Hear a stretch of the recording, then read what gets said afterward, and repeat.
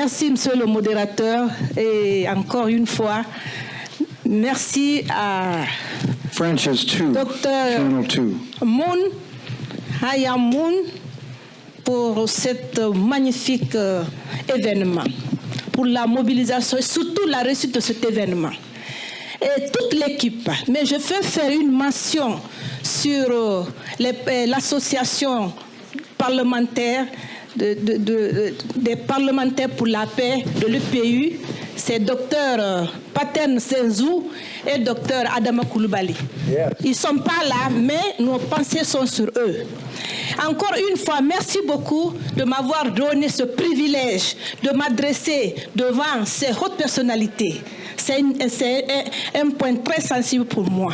Je veux axer mon intervention sur l'implication des acteurs clés pour le maintien de la paix dans notre société. J'ai cité 4 groupes d'acteurs.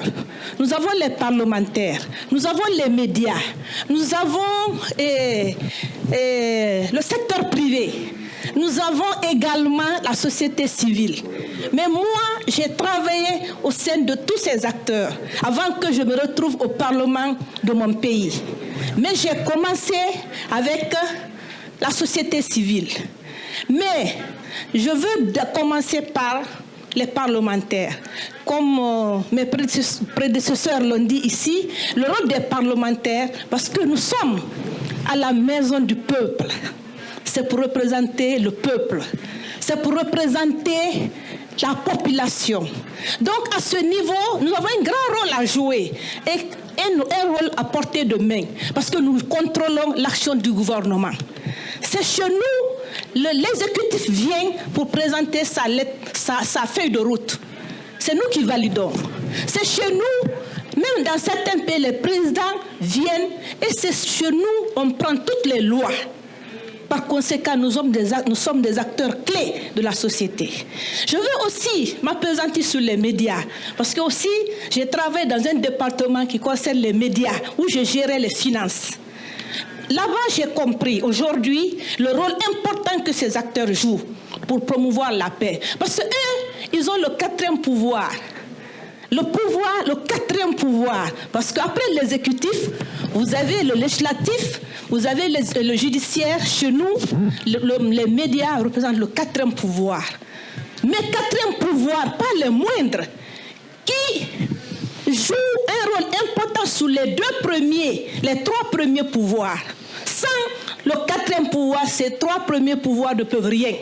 Et ce 4e pouvoir peut basculer les autres pouvoirs.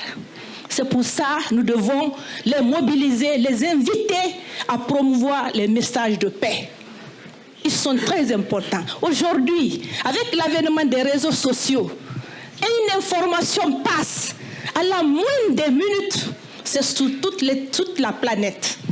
Donc il faut qu'ils fassent beaucoup attention et qu'ils soient impliqués dans le mécanisme et le maintien de la paix. Nous avons aussi les opérateurs économiques. Vous avez beaucoup d'investissements à mener. Les investissements, les projets d'investissement et les investissements déjà réalisés.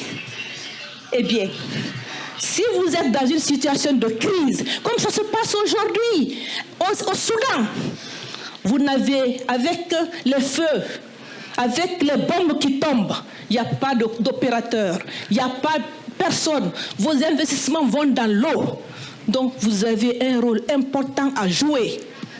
Les opérateurs économiques. Je veux terminer, parce que je n'ai pas beaucoup de temps, mais je veux terminer par la société civile. C'est là que j'ai fait au moins 15 ans. 15 ans.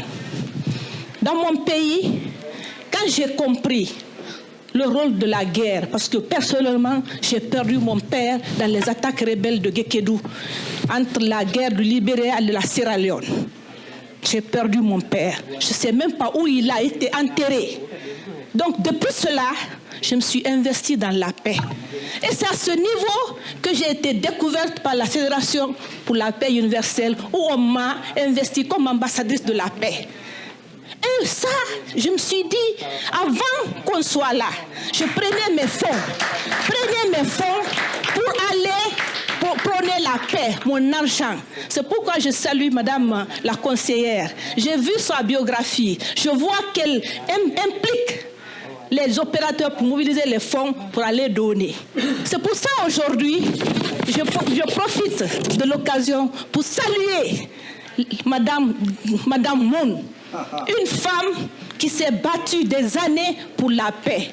Malgré le rappel de Dieu de son mari, elle continue à maintenir la flamme pour la paix. Et pour terminer, je rejoins Madame de Taïwan. Hier, je l'ai dit qu'il faut mobiliser les femmes. Il faut inviter les femmes. Aujourd'hui, quand même, je suis à l'aise parce que j'ai vu des femmes qui ont pris le micro. À Maputo, je n'avais pas de femmes. Hier, dans mon panel, je n'avais pas de femmes. Il faut maintenant qu'on organise spécialement un forum pour les femmes, spécialement pour la paix. Parce que, en cas de problème, nous sommes les premières victimes. Nous sommes les premières victimes. Nous tenons les familles, nous les femmes. C'est pour cette raison que nous avons une loi, une résolution des Nations Unies, résolution 1325, qui demande autour des tables de négociation qu'il y ait beaucoup plus de femmes.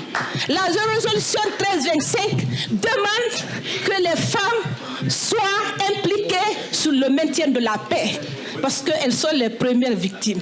Donc le message, c'est pour terminer et demander à Dr Moun d'organiser un forum spécial pour les femmes. Encore, merci beaucoup. Bravo. Yes. Yes. Et c'est pour cette raison d'ailleurs que je suis en train, j'ai un projet, le projet de la radio Femmes et Paix. Le projet de la radio Femmes et Paix, où on va véhiculer seulement les problèmes de femmes, les problèmes de paix, la violence contre les femmes, tous les mots qui minent l'épanouissement de la femme. Merci beaucoup.